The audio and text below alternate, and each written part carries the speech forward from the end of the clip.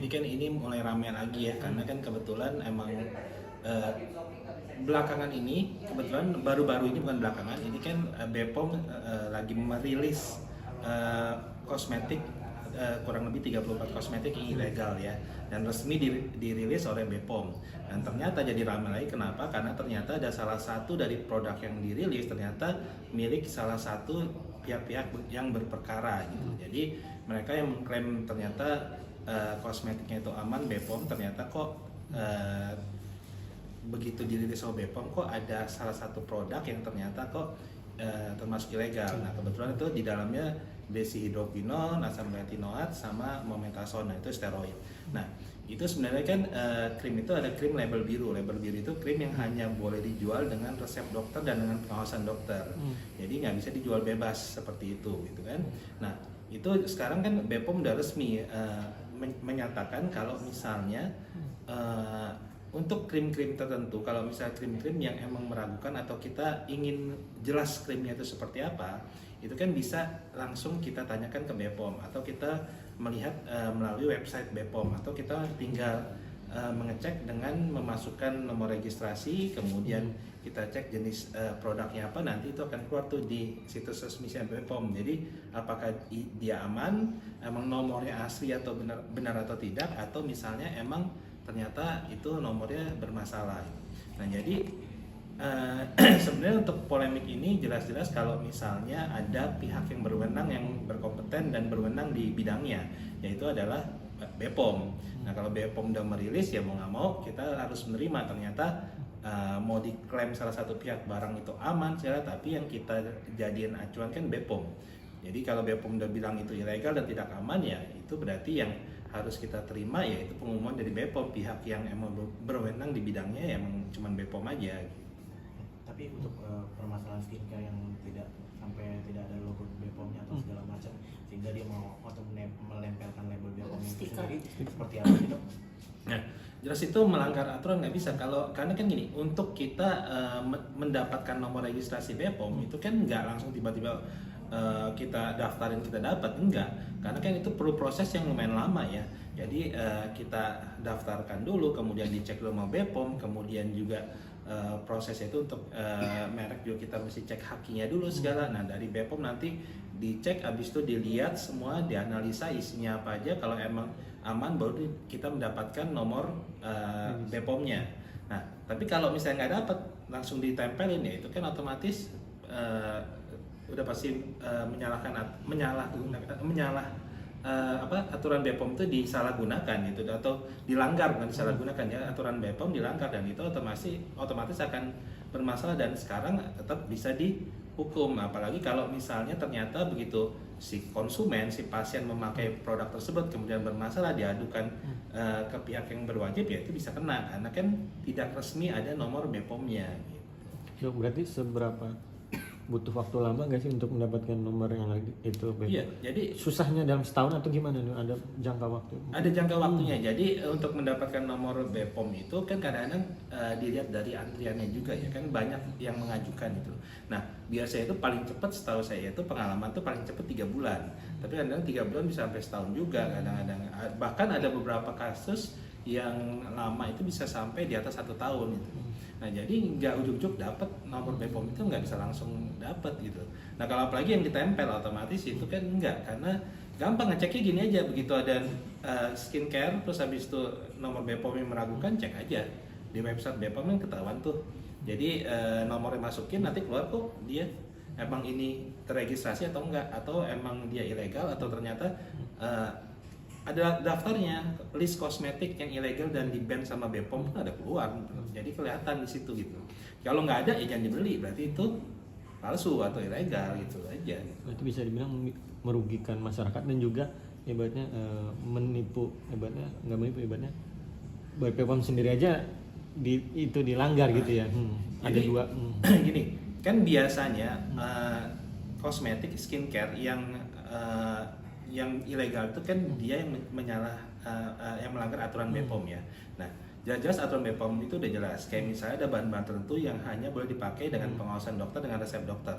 Tujuannya buat apa ya? Untuk si pasiennya sendiri. Karena efek sampingnya bisa aja jadi iritasi, kemudian jadi malah hiperpigmentasi, malah jadi timbul beruntusan, kemudian jadi kadang-kadang sampai opronosis, yang bercak hitamnya susah banget hilangnya segala. Nah, jadi itu tujuannya untuk melindungi si pasien sendiri, si O sendiri atau konsumen, makanya BPOM ngeluarin aturan itu. Nah, kalau bisa dilanggar otomatis akan merugikan si pihak konsumen sendiri gitu kan. Nah, kalau misalnya satu bahan-bahan tertentu itu ada aturannya dan tidak bisa sembarangan dipakai dan tidak semua orang cocok dengan produk tersebut, makanya harus dengan pengawasan dokter. Nah, emang kadang-kadang orang bilang kalau misalnya pakai obat-obat tertentu kok hasilnya cepat ya. Nah, tapi gini masalahnya, hasilnya cepat kalau tanpa pengawasan dokter otomatis efek sampingnya juga kemungkinan lebih besar. Terus ada juga barang-barang yang cepat yang tidak boleh digunakan awalnya kelihatannya hasilnya bagus tapi jangka panjang ternyata merugikan si pasien sendiri. Misalnya penggunaan merkuri jelas nggak boleh karena itu bahan karsinogenik, karena bisa menyebabkan kanker pada kulit, terus toksik ke hati segala. Jadi nggak cuma di luar, dalam tubuh pun akan terdampak gitu. Jadi tetap akan berbahaya kalau tanpa ada BPOM-nya. Dok, soal temuan BPOM dok yang dari sebut saja Glavizia Glowing Booster Cell itu tidak terdaftar di BPOM, itu menangani sikap ini seperti apa sih dok? Jadi di mana? Dari produknya Glavizia itu produknya Reza Gladys dong, tapi dari pihak Reza Gladys mengatakan bahwa produk itu udah lama nggak dijual, sedangkan track record dari Story NM sendiri dia masih menjual di tahun 2023. Iya. Oke. Nah, iya, Jadi gini, kan itu kan di BPOM itu kan ada badan-badan yang mengurusi pengawasan untuk kosmetik skincare sendiri kan ya. Nah, jadi itu biasanya kadang-kadang kan begitu ternyata dia ilegal ditarik oleh BPOM, di ban otomatis itu semua produk nggak boleh dijual lagi, pasti ditarik tuh, nggak boleh enggak kan. Nah, tapi kan kadang-kadang banyak yang bilang tapi udah saya tarik, tapi kok di sosmed masih ada yang menjual gitu kan. Banyak yang mengatakan loh tapi bukan saya yang jual, itu pihak lain sebetulnya yang menjual. Atau juga ada yang bilang oh tapi bukan barang kita, itu barang orang lain. Atau dia bilang sebenarnya bukan barang kita, barang saya dipalsu sama orang lain. Banyak lah gitu ya. Nah dari situ kan jelas tadi pihak yang berwenang itu kan BPOM. Dari BPOM itu kan tinggal punya divisi sendiri yang akan melakukan pengawasan, kemudian dia akan melakukan pengawasan penyelidikan, dan kemudian kalau emang ditemukan pasti akan ditarik lagi oleh BPOM dan akan diberikan sanksi, biasanya teguran, kemudian kalau emang perlu sampai biasanya dipanggil, kemudian diberikan sanksi. Selain teguran itu bisa sanksi yang lebih berat kalau misalnya emang ternyata sampai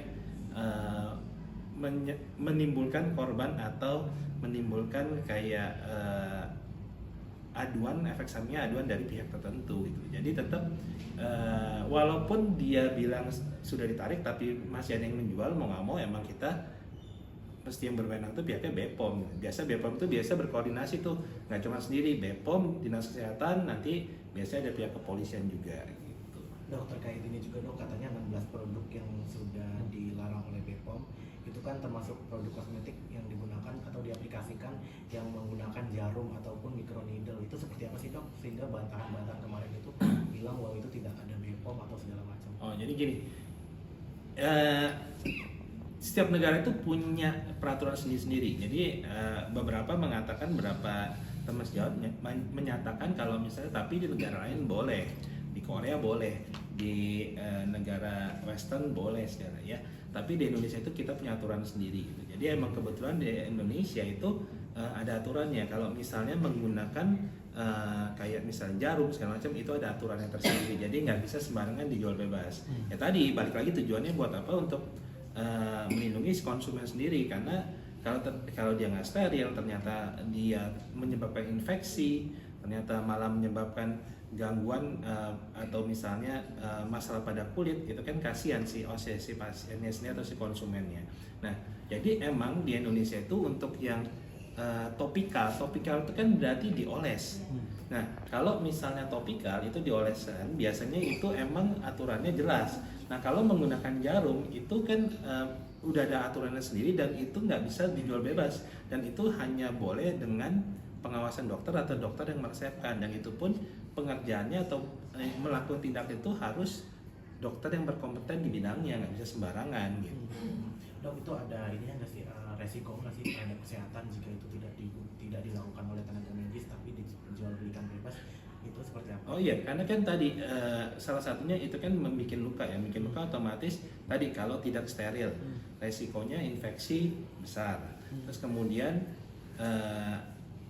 kan banyak sekarang penyakit yang disebabkan oleh basicnya itu pertukaran sel. Pertukaran sel itu kayak misalnya kalau jarumnya ternyata nggak steril, habis digunakan orang lain kemudian dipakai di karena orang nggak tahu ya, jadi satu orang menggunakan alat yang sama kemudian diganti-ganti, itu kan berbahaya karena bisa hepatitis, kemudian misalnya HIV, segala itu kan bisa dari situ penularannya. Terus habis itu lihat itu kan lapisan kulitnya sembarangan, jadi kalau misalnya ada yang mengerjakan ternyata lapisan kulitnya terlalu dalam ternyata, nah otomatis itu merangsang reaksi inflamasi, jadi otomatis malah memicu timbulnya hiperpigmentasi, atau tadi yang mau bagus ternyata malah jadi timbul hiperpigmentasi, iritasi, bercak-bercak hitam dan sebagainya gitu. Itu kan merugikan jadinya.